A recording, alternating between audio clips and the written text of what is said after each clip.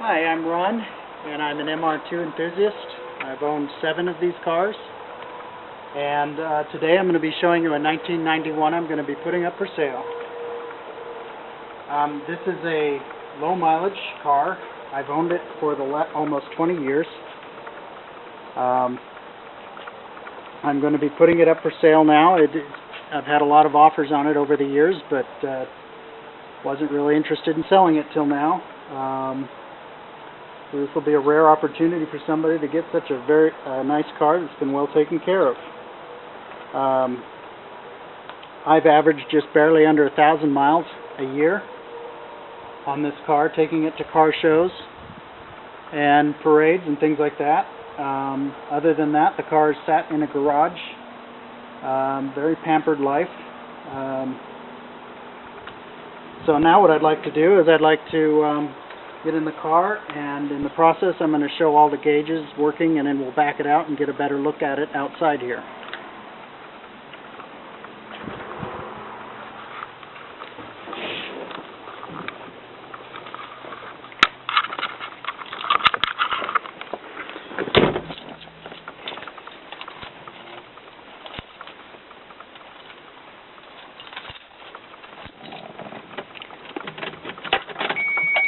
As you can see, all the gauges light up very nicely. And then I'm going to hand it to my assistant, and she will show the car backing out.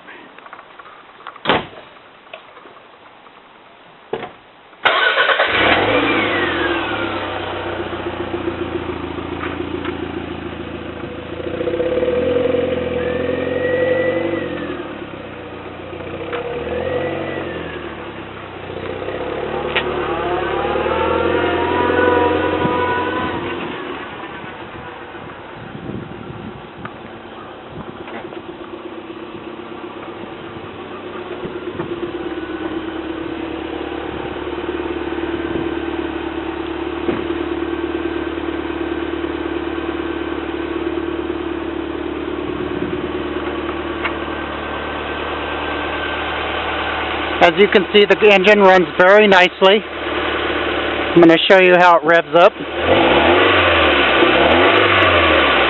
And then I'll have her pan around it.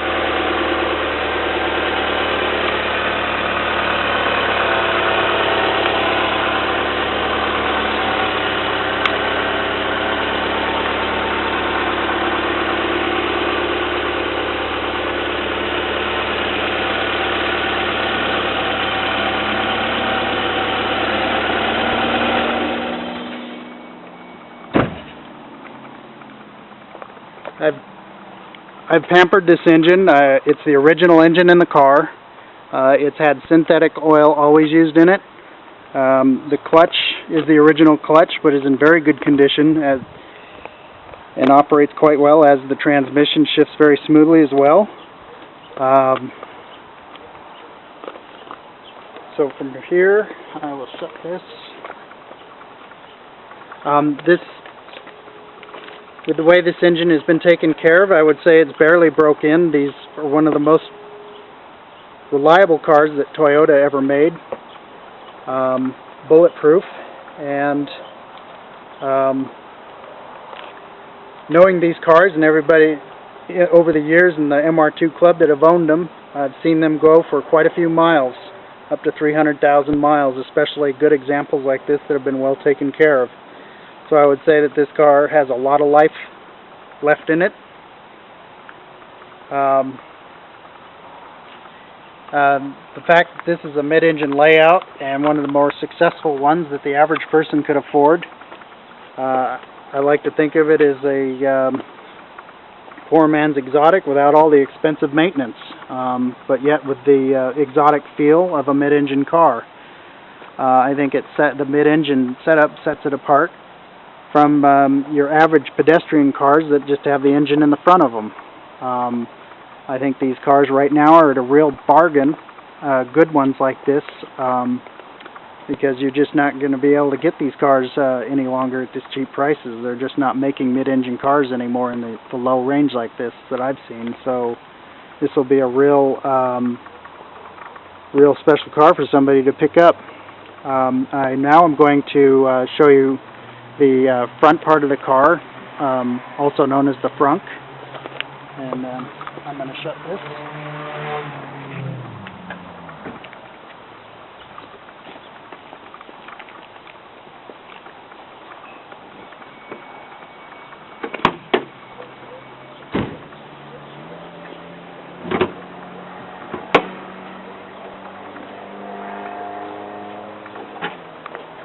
So as you can see, this is the front here. I've just changed the brake fluid.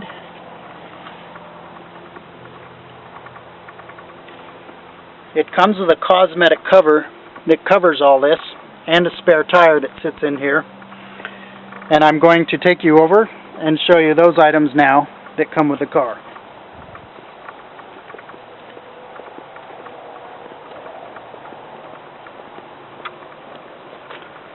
This is that cosmetic cover that I was talking about. This will be coming with the car. This is the donut spare tire. I've also included two stock emblems. One goes on the front, one goes on the rear trunk. I prefer to have those off because I like people to guess and wonder what kind of car this is. These are the stock rear lights. I'm also going to include those for people who prefer a more stock look. I'm going to now take you back and we can show you how the rear lights look lit up on the car.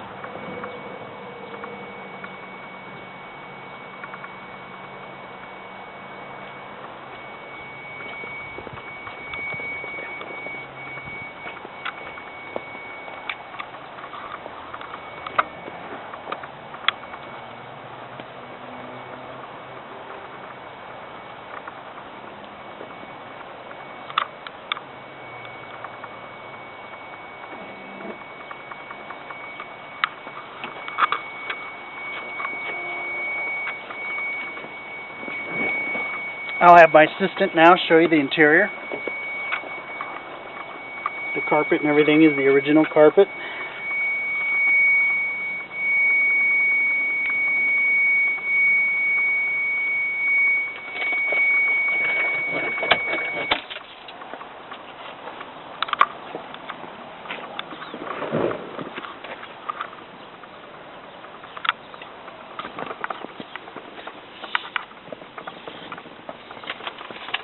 Right here I have the stock stereo system that came in the car. It has the tape deck and the CD player.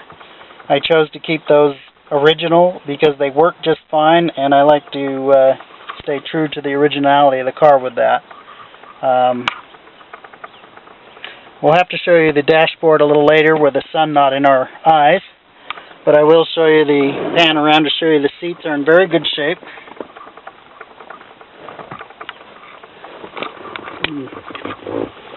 That's the carpet.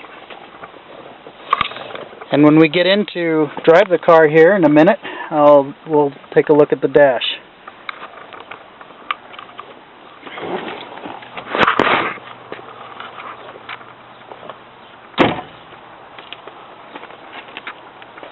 So MR2s have been known for their paint deteriorating on their bumpers and on their rear plastic spoilers. That seems to happen right away within the first year or two after people bought them, which was a huge disappointment. That reason, as well as the fact that I did not like any of the Toyota factory colors that this car came in, was the reason why I decided to repaint the car. I wanted a better paint job than these cars originally came with. I thought they were too textured and orange peely, and the paint just kind of loses its shine after a few years and doesn't look real nice. So I chose to paint it silver. I thought the car should have always come in that color. This paint is in far superior far superior to the original factory paint. It has a way better shine and luster to it, and I find it's more durable to rock chips and other things like that. I'm going to have my assistant pan around and show you the car.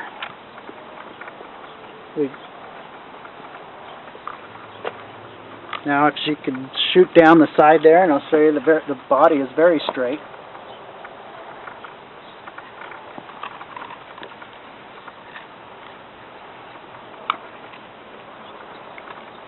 The gaps on the doors and everything are very nice. The body is no rust on it whatsoever. The doors shut effortlessly. They don't drag. The headlights and everything all align really nicely. There's no rock chips on the front of this at all.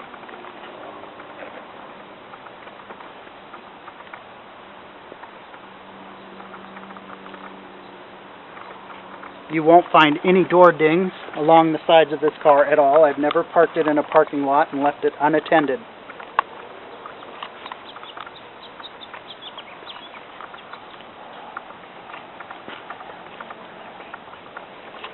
So the paint I used on this was called Glazeret. It's a paint that's used also on Lamborghinis and Ferraris. It's a very high-end European paint that's a full urethane. I wanted the very best paint used on this car for durability and longevity. The paint also has extra layers of clear coat, all of which have been color sanded and buffed for an extra smooth shine with